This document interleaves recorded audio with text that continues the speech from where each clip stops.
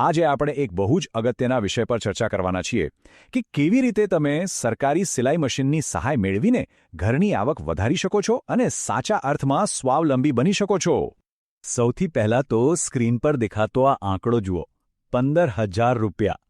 જી હા, જે લોકો ઘરે બેઠા પોતાનું ટેલરિંગ કે સિલાઈ કામ શરૂ કરવાનું વિચારી રહ્યા છે ને, તેમના માટે સરકાર આ 15,000 રૂપિયાની સહાય સીધી જ બેંક ખાતામાં ટૂલકિટ વાઉચર તરીકે આપે છે. આ નાનકડી મદદ ઘરની આર્થિક સ્થિતિને એકદમ બદલી શકે છે, ખરું ને? હવે તમને થશે કે સરકાર આટલી મોટી સહાય કેમ આપી રહી છે? તો એની પાછળનો એક બહુ જ શક્તિશાળી વિચાર છે: આત્મનિર્ભર બનવું. આ માત્ર એક સિલાઈ મશીન આપવાની વાત નથી, પણ આ તો છે તમને આર્થિક રીતે સ્વતંત્ર અને સશક્ત બનાવવાની એક સફર, જેથી આપણે કોઈના પર આધાર ન રાખવો પડે. તો ચાલો ફટાફટ જોઈ લઈએ કે આજે આપણે કયા કયા મુદ્દા કવર કરવાના છીએ. પહેલું, 3 મુખ્ય યોજનાઓ. બીજું, યોજનાના ફાયદાઓ. ત્રીજું, પાત્રતા અને માપદંડ. ચોથું, જરૂરી દસ્તાવેજો. અને છેલ્લે 5મું, અરજી માટેના પોર્ટલ. તમને અહીં બધી જ માહિતી સ્ટેપ બાય સ્ટેપ મળી જશે. ચાલો શરૂઆત કરીએ વિભાગ 1થી. 3 મુખ્ય યોજનાઓ. જોઈએ કે સરકાર દ્વારા સહાય માટે કયા કયા મુખ્ય રસ્તાઓ ઉપલબ્ધ કરાવવામાં આવ્યા છે. જુઓ, ગુજરાતમાં અત્યારે આ 3 સૌથી મોટી સરકારી યોજનાઓ ચાલી રહી છે: પીએમ વિશ્વકર્મા યોજના, માનવ કલ્યાણ યોજના અને માનવ ગરિમા યોજના. તમને જાણીને કદાચ નવાઈ લાગશે કે આ યોજનાઓ હેઠળ 18થી 28 જેટલા અલગ અલગ પરંપરાગત વ્યવસાયોને આવરી લેવાયા છે, અને તેમાં દરજીકામ એટલે કે સિલાઈ કામનો પણ ખાસ સમાવેશ થાય છે. હવે આગળ વધીએ વિભાગ 2 પર, યોજનાના ફાયદા. જોઈએ કે લાભાર્થીઓને એક્ઝેક્ટલી શું ફાયદો થાય છે. અહીં આપણે પીએમ વિશ્વકર્મા યોજનાને એક ઉદાહરણ તરીકે લઈને સમજીશું. આ જુઓ, સહાય કેવી સરસ રીતે તબક્કાવાર મળે છે. સૌથી પહેલા સ્ટેપમાં તમને બેઝિક અને એડવાન્સ ટ્રેનિંગ આપવામાં આવે છે, અને એમાં પણ રોજના 500 રૂપિયાનું સ્ટાઇપેન્ડ મળે છે. પછી બીજા સ્ટેપમાં મશીન ખરીદવા માટે 15,000 રૂપિયાનું ઈ-વાઉચર મળે છે. અને જો ભવિષ્યમાં તમારે આ સિલાઈનો વ્યવસાય મોટો કરવો હોય તો ત્રીજા સ્ટેપમાં માત્ર 5%ના મામૂલી વ્યાજે 3 લાખ રૂપિયા સુધીની લોન પણ મળી શકે છે. આ ખરેખર બહુ જ મોટી તક છે. હવે વાત કરીએ વિભાગ 3ની, પાત્રતા અને માપદંડ. મતલબ કે આના નિયમો શું છે? ઉંમરની વાત કરીએ તો સામાન્ય રીતે 18થી 60 વર્ષની વયના લોકો અરજી કરી શકે છે. જો કે અમુક કેન્દ્રીય યોજનાઓમાં આ ઉંમરનો માપદંડ 20થી 40 વર્ષ પણ હોય છે. હવે તમારા મનમાં આ એક સ્વાભાવિક પ્રશ્ન તો થતો જ હશે કે આ યોજનાઓનો લાભ ખરેખર કોણ લઈ શકે? શું તમારો પરિવાર આનો લાભ લઈ શકે છે? ચાલો એની નાણાકીય શરતોને થોડી ડિટેલમાં સમજીએ. આ સ્લાઇડ વિસ્તાર પ્રમાણે આવક મર્યાદાનો તફાવત બહુ જ ક્લિયરલી બતાવે છે. જો તમે ગ્રામ્ય વિસ્તારમાં રહેતા હો તો તમારા કુટુંબની વાર્ષિક આવક વધુમાં વધુ 1,20,000 હોવી જોઈએ. અને જો તમે શહેરી વિસ્તારમાં છો તો આ લિમિટ થોડી વધારે છે, એટલે કે મહત્તમ 1,50,000 સુધીની વાર્ષિક આવક હોવી જોઈએ.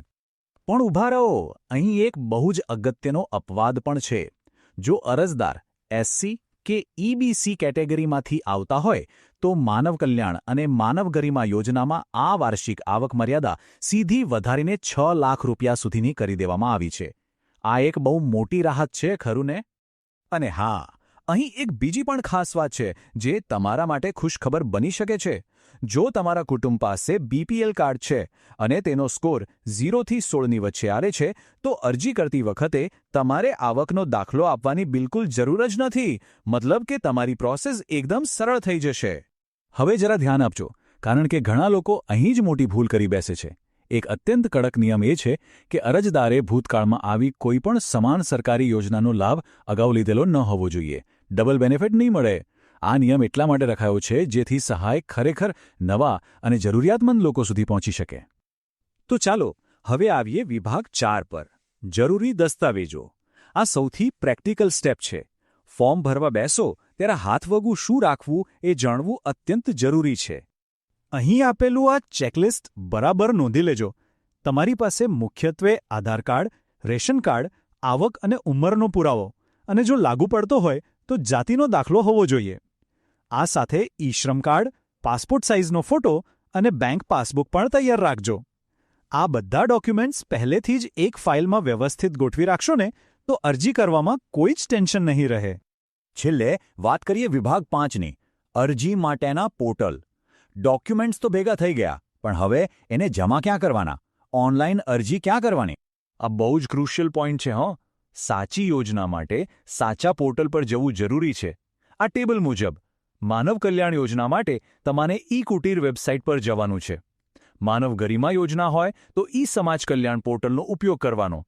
અને જો પીએમ વિશ્વકર્મા યોજના હોય તો તમારે નજીકના કોમન સર્વિસ સેન્ટર એટલે કે સીએસસી અથવા વીસીઈ પાસે જવું પડશે. ખોટી જગ્યાએ ફોર્મ ના ભરાઈ જાય તેનું ખાસ ધ્યાન રાખજો. હવે તમે વિચારતા હશો કે આ બધું કરવાનું ક્યારે? તો ટાઈમિંગ નોંધી લેજો. આ બધી યોજનાઓની ઓનલાઈન અરજી સામાન્ય રીતે દર વર્ષે એપ્રિલ કે મે મહિનાની આસપાસ શરૂ થતી હોય છે. બસ આ જ એ સમયગાળો છે જ્યારે તમારે આ પોર્ટલ્સ પર નજર રાખવાની છે અને એકદમ એલર્ટ રહેવાનું છે. તો બધી જ માહિતી હવે તમારી પાસે છે.